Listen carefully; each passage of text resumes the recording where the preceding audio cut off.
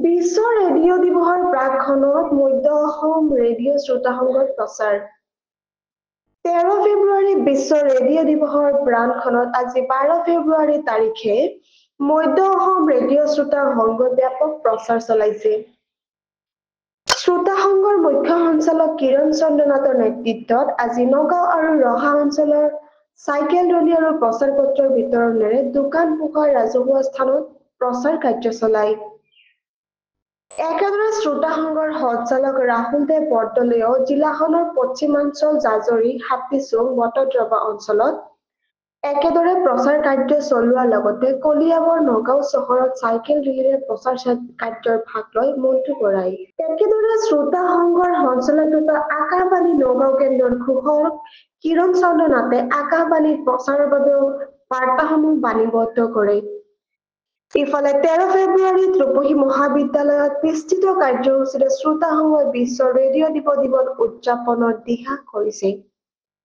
ইয়াত কাৰ্যসূচী হিচাপে চাইকেল ৰেলী, বৃক্ষৰোপণ, থিতাতে লিখা ৰচনা প্ৰতিযোগিতা, মনোজ্ঞ আলোচনা চক্ৰ, অন্তৰংগ অনুষ্ঠান, গীত মাত পৰিৱেশন আৰু ৰেডিঅ' বিতৰণ কাৰ্যসূচী অন্যতম। এই অনুষ্ঠানতে 2025 বৰ্ষৰ লোকশিল্পী বঁটা প্ৰদান কৰা হ'ব বিশিষ্ট শিল্পী মিলেশ্বৰ ডেকাক।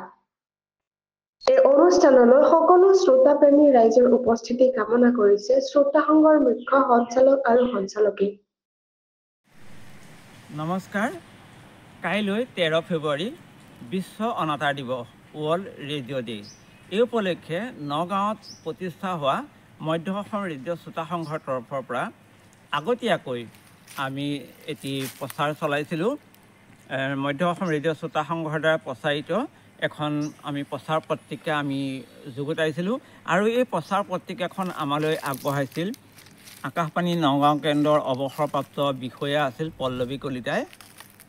আৰু তেখেতক আমি কৈছিলোঁ যে শ্ৰোতা সংঘৰ কাৰণে এটি অনাতাঁৰ দিৱসৰ বিষয়ে প্ৰস্তুত কৰক আৰু আমালৈ প্ৰেৰণ কৰিব, আৰু তেখেতে সুন্দৰকৈ প্ৰেৰণ কৰিছিল। আৰু 1946 চনত ৰাষ্ট্ৰসংঘই যেতিয়া অনাতাঁৰ প্ৰচাৰ আৰম্ভ কৰিছিল আৰু সেই দিনটো আছিল 13 ফেব্ৰুৱাৰী।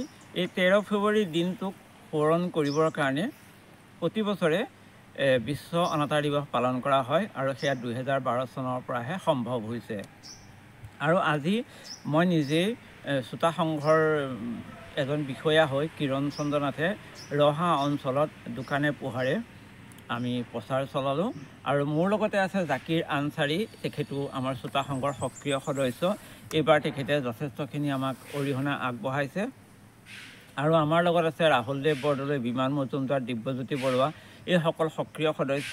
কাইলৈ 13 ফেব্ৰুৱাৰী বিশ্ব ৰেডিঅ' দিৱস উপলক্ষে আমি আজিয়ে প্ৰচাৰ চলালোঁ, যিহেতু কাইলৈ আমি প্ৰচাৰ কাৰ্যত ব্যস্ত থাকিম। কাইলৈ ৰূপহী মহাবিদ্যালয়ত ছাত্ৰ ছাত্ৰীসকলৰ দ্বাৰা চাইকেল ৰেলী হ'ব।